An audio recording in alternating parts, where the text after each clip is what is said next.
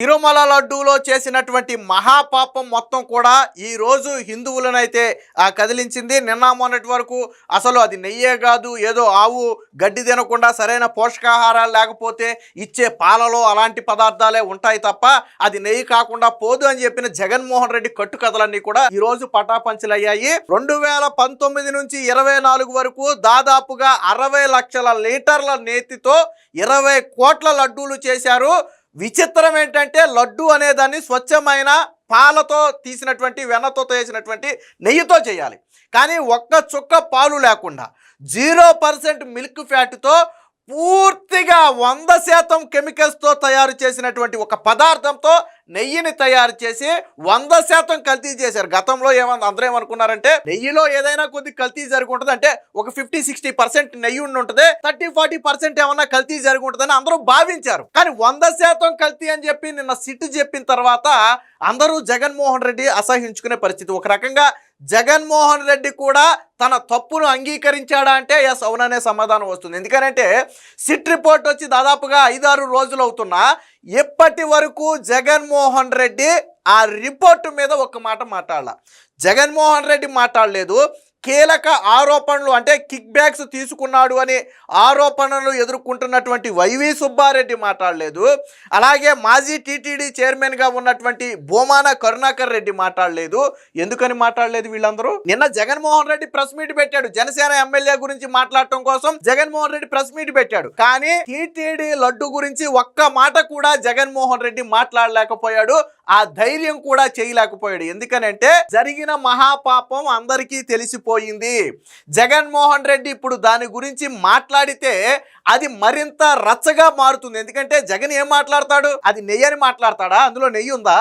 ఏమంటాడు? జంతు కొవ్వు లేదని చెప్పారు కదా అని మాత్రమే అనగలడు. కానీ జంతు కొవ్వు లేదని 100% కూడా చెప్పలా.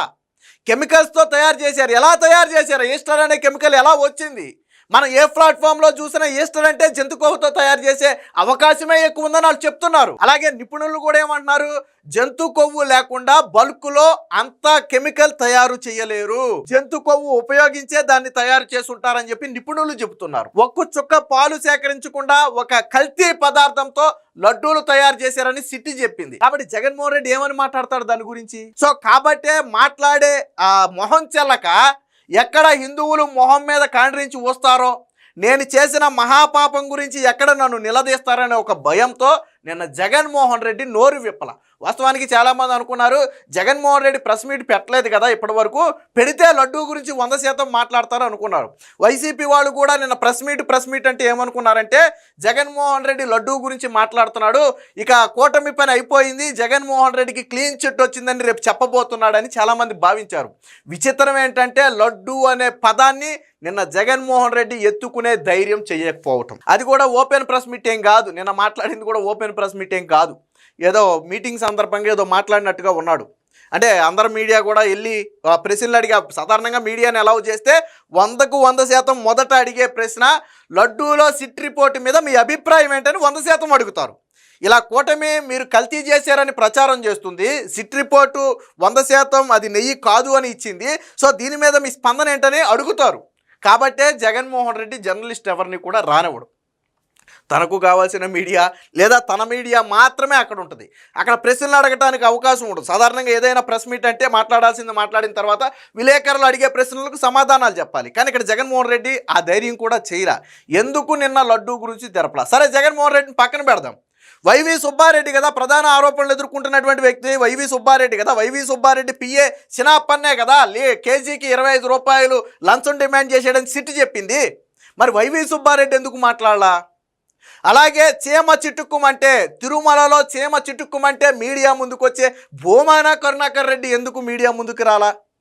సిట్ రిపోర్ట్ వచ్చి 4-5 రోజులు అయిపోయింది కదా, మరి ఎందుకు వీళ్ళందరూ మీడియా ముందుకు రాలేదు అంటే ఎవరు మీడియా ముందుకు వచ్చినా వాళ్ళని అడిగేది ఒకటే, మీరు దేంతో తయారు చేశారు? నేతితో చేశారా? లేదు. మరి దేంతో చేశారు? 100% కెమికల్స్తో తయారు చేసినటువంటి ఒక కృత్రిమ పదార్థంతో తయారు చేశారు. దాన్ని ఎవరైనా యాక్సెప్ట్ చేస్తాడా? స్వామివారు లడ్డూని దేంతో తయారు చేయాలి? దేంతో చేయాలి? విచిత్రం ఏంటంటే ప్రొక్యూర్మెంట్ జనరల్ మేనేజర్ అయినటువంటి సుబ్రహ్మణ్యం కూడా ఏం చెప్పాడు గతంలో సిటీ విచారణలో? మేము నెయ్యి శాంపిల్స్ వచ్చాయి. వాస్తవానికి ఇక్కడ జరిగిన విషయం ఏంటంటే ట్యాంకర్స్ వచ్చాయి, వాటిని శాంపిల్స్కి పంపారు. వాస్తవానికి శాంపిల్స్ అనేవి 2-3 రోజుల్లో రావాలి, దాని రిజల్ట్ అనేది 2-3 రోజుల్లో రావాలి. కానీ గతంలో వైవి సుబ్బారెడ్డి చైర్మన్గా ఉన్న సమయంలో పంపినటువంటి శాంపిల్స్ రావడానికి దాదాపుగా 20 రోజుల్లో నెల సమయం పట్టేసింది, 2-3 రోజుల్లో రాలా. మరి అంతకాలం ఈ ట్యాంకర్లు అన్లోడ్ చేయకుండా చెడతారంటే చెట్టరు. కాబట్టి ఏం చేశారు, టెస్ట్కు పంపాం కదా అని చెప్పి వీళ్ళు వాడేశారు.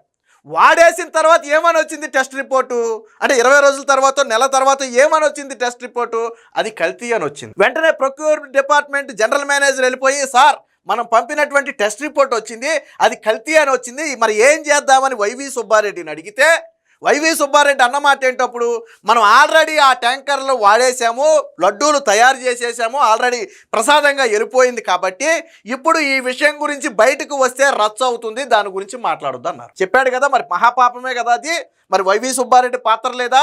నీకు తెలిసిన తరువాత కూడా నువ్వు ఆ విషయాన్ని బయట పెట్టకుండా హిందువుల మనోభావాలు దెబ్బతీసావంటే అందులో వైవి సుబ్బారెడ్డి పాత్ర లేదా? అదే వైవి సుబ్బారెడ్డి పోని వీళ్ళు కల్తీ చేస్తున్నారని వైవి సుబ్బారెడ్డికి తెలిసింది, మరి తరువాత అదే సంస్థకు టెండర్లు ఎలా కట్టబెట్టాడు? ఒకసారి వాళ్ళు చేసింది తప్పు అని తెలిసినప్పుడు నువ్వు వాళ్ళని పక్కన పెట్టకుండా ఎందుకు మళ్ళీ వాళ్ళకే టెండర్లు కట్టబెట్టు? అంటే ఇందులో వైవి సుబ్బారెడ్డి పాత్ర ఏమీ లేదా? అలాగే వైవి సుబ్బారెడ్డిని సిట్ అధికారులు మీ బ్యాంక్ స్టేట్మెంట్స్ కావాలి అని అడిగితే నేను ఇవ్వను అని చెప్పి హైకోర్టుకో సుప్రీంకోర్టుకో వెళ్ళాడు. వైవి సుబ్బారెడ్డి ఎందుకు ఇవ్వడు బ్యాంక్ స్టేట్మెంట్స్? నువ్వు నిస్వార్థంగా దేవుడి దగ్గర పనిచేసి ఉంటే, నువ్వు 1 రూపాయి కన్నా లంచాల రూపంలో తీసుకుని ఉండకపోతే, నీకు చిన్నప్పన్నకి ఏ సంబంధం లేదు, ఏ పాపం నీకు తెలియకపోతే ఎందుకు నువ్వు నీ బ్యాంక్ స్టేట్మెంట్స్ ఇవ్వు? ఎందుకు నువ్వు నేను బ్యాంక్ స్టేట్మెంట్స్ నన్ను అడుగుతున్నారు నేను ఏమన్నా, ఎందుకు కోర్టుకు వెళ్ళావు? నువ్వు ఎందుకు బ్యాంక్ స్టేట్మెంట్స్ ఇవ్వలా? ఇస్తే ఏం బయటపడద్దని నీ భయం? మరి ఇన్ని కాంట్రవర్సీలు ఉన్నాయి కాబట్టి జగన్మోహన్ రెడ్డి కావచ్చు, వైవి సుబ్బారెడ్డి కావచ్చు, బొమానా కావచ్చు, నోరు మెదిపే ధైర్యం చేయట్లే. అంటే ఒప్పుకున్నట్టే కదా, ఇందులో జంతు కొవ్వు లేదు అని 100% ఎక్కడా ఎవరూ చెప్పలేదు. ఈస్టర్ అనే కెమికల్ వాడారు అని చాలా స్పష్టంగా చెప్తున్నారు. ఆ ఈస్టర్ అనేది ఎలా వస్తుంది అంటే మళ్ళీ జంతు కొవ్వుతోనే వస్తుంది. అది మరి మీరు జంతు కొవ్వుతో తయారు చేసినట్టు కదా, జంతు కొవ్వుతో ఒక కెమికల్ తయారు చేసి ఆ కెమికల్ని లడ్డూ తయారీకి వాడితే జంతు కొవ్వు వాడినట్టు కదా. మరి దీన్ని ఎలా సమర్థించుకుంటారు?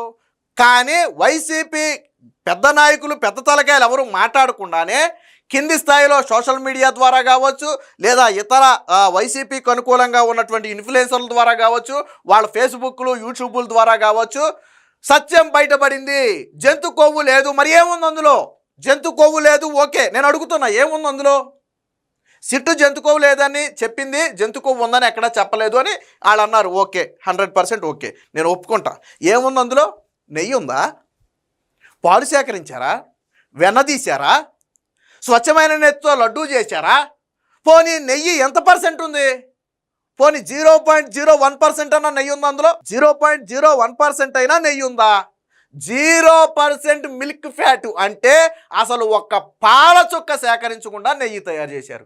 మరి ఎలా సమర్థించుకుంటారా దాన్ని? అంటే జంతు కొవ్వు లేదనేది మాత్రమే వాళ్ళు చెప్తున్నారు, జంతు కొవ్వు ఉందని ఎక్కడే చెప్పలా సిట్టు.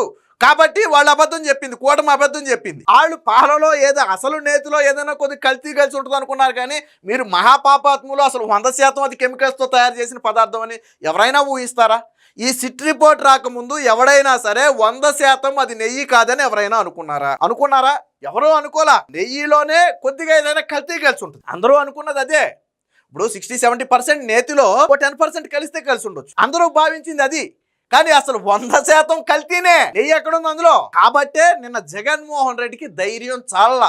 సిట్ రిపోర్టు గురించి మాట్లాడే ధైర్యం కానీ, కల్తీ లడ్డూ గురించి మాట్లాడే ధైర్యం కానీ నిన్న జగన్మోహన్ రెడ్డికి చాలలేదు. అంటే పరోక్షంగా జగన్మోహన్ రెడ్డికి విషయం అర్థమైంది.